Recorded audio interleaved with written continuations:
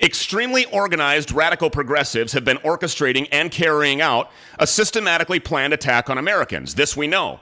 What you may not know is that this attack is going to effectively choke out every remaining conservative, pro-police, freedom-loving patriot by targeting young children, kindergarten-age children. Our nation's super youth is under attack, literally. I'm going to show you how. We know that Joe Biden is being handled. Much like the drug-infested and underage, pornographically filled personal life of his son, he is out of control. He never was in control. Setting aside his party's hate for Donald Trump, he hasn't taken a position on one single issue without completely flip-flopping that position within just days. Why?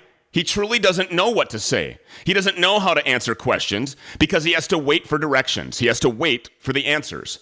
We know that our First Amendment is all but gone. Nobody of sane mind can actually argue that point. And the propagandists, formerly known as the media, further substantiate the argument on the daily. Facebook banning the silencing of pro-police groups, conservatives, Trump supporters, or anyone that dare question freedom-crushing restrictions imposed in the name of safety and health as a response to the certainly questionable world-ending plague.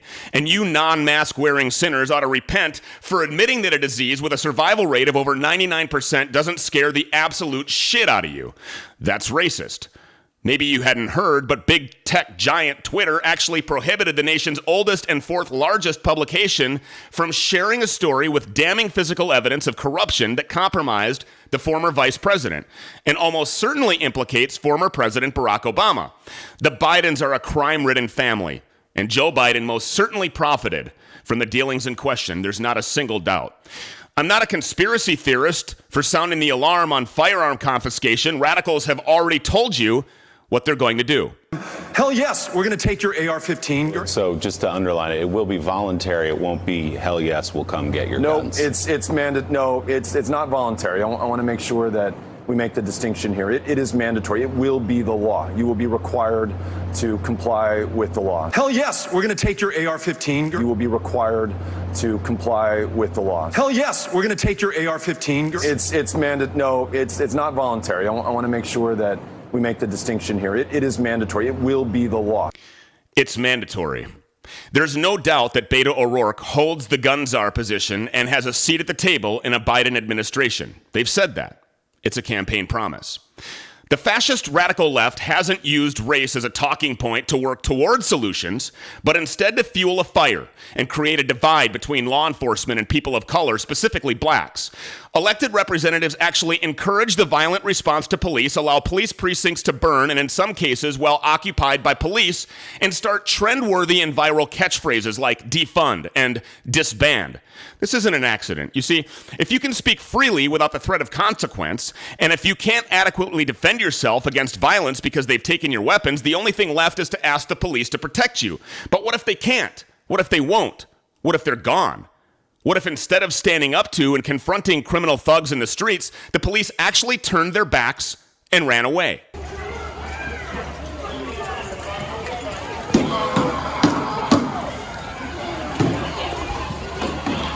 When the police run from criminals like this, it's essentially over. The only saving grace would be the activation of the National Guard. They'll help us out. They'll most certainly come into the violence-plagued cities and put a stop to this, right? Wrong. In Minneapolis, just months ago, the Minnesota National Guard was in full retreat after being fired upon by two domestic terrorists on a blue moped. Seriously. Two dudes on a moped sent U.S. Army soldiers into full retreat. Think about that. So how do these pseudo-Jacobites accomplish this? How did we get here? First, let's look at their game plan. We actually have access to their entire playbook, and it starts with organizations like Sunrise.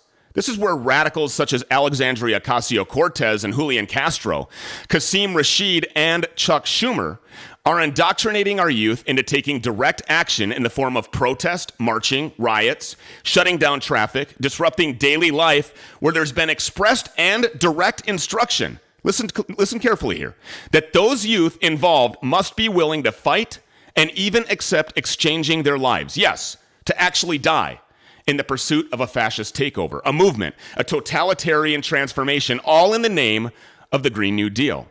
Like most cults, it starts with a slew of sugary promises. There'll be so much good to come from your work. Just imagine a world without pollution, a world without inequality, a world without injustice, a world full of acceptance, a world without racism.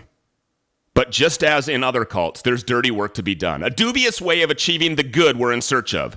They're not trying to hide this. Don't believe me. Don't take my word for it. Look for yourself. It's boldly printed right on the main page of the Sunrise website. And I quote, "First we eradicate fascism from the White House. Then we make our ancestors' wildest dream a reality.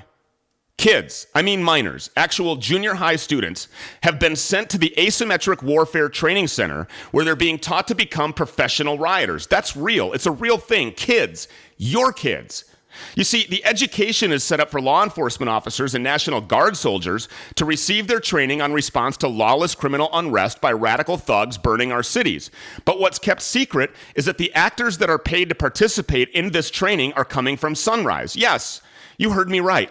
Taxpayer dollars, your money, is actually sending our youth to a facility where they're trained to become professional agitators, professional revolutionaries, professional rioters, fine-tuned criminals. You're paying for their training. You're actually paying for the education it takes to gather the intelligence necessary for kids to effectively learn how to counter law enforcement response so that more damage can be inflicted. Then, your tax dollars will pay for all of it to be rebuilt. It's crazy. I know. If targeting our junior high kids doesn't shock you, what if I told you the indoctrination is starting in kindergarten? The focus has shifted to the super youth, and our 6-year-olds could be learning that police are racist and that they're killers, that cops are evil, that they're the enemy. In Minnesota, the Police and Peace Officers Association was made aware of a book depicting police officers as racist killers. It's being taught specifically in School District 196 and was approved by the Walz administration. Seriously, the governor of Minnesota, Tim Walz, has actually approved a book that subconsciously programs little kids so that they will believe the police are bad, that they're all racist, that they're killers. Watch. Something bad happened in our town. The news was on the TV, the radio, and the internet. The grown-ups didn't think the kids knew about it, but the kids in Miss Garcia's class heard some older kids talking about it, and they had questions. After school, Emma asked her mother, "Why did the police shoot that man?" "It was a mistake," said her mother. "I feel sorry for the man and his family." "Yes, the police thought he had a gun," said her father. "It wasn't a mistake," said her sister Liz. "The cops shot him because he was black. Most of their ancestors were brought here from Africa as slaves. Slaves had to do whatever white people told them to do. White people didn't let black people live where they wanted, go to school with white people, or vote. Many white people thought that they were better than black people. Some white people still think most black men and boys are dangerous, even though they're not." "Was the man that got shot dangerous?" asked Emma. "No," her mother said. "Shooting him was a mistake.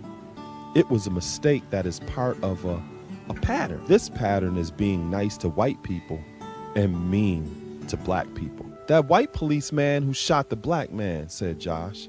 "Will he go to jail?" "What he did was wrong," said his mother. "But he won't go to jail," said his father. "Why not?" asked Josh. "Cops stick up for each other," said Josh's brother Malcolm. "And they don't like black men. I can get stopped by the police just because I'm black, even if I don't do anything wrong." "That's not fair," Josh said.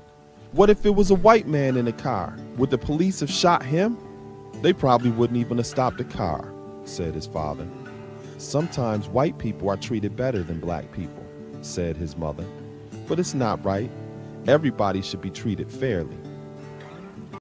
The Minnesota Police and Peace Officers Association has sent a letter to Governor Walz in response to his administration's approval of this educational material, as they find it, quote, "deeply offensive and outrageous to all public safety officials across the nation." Understandably so. Scary stuff.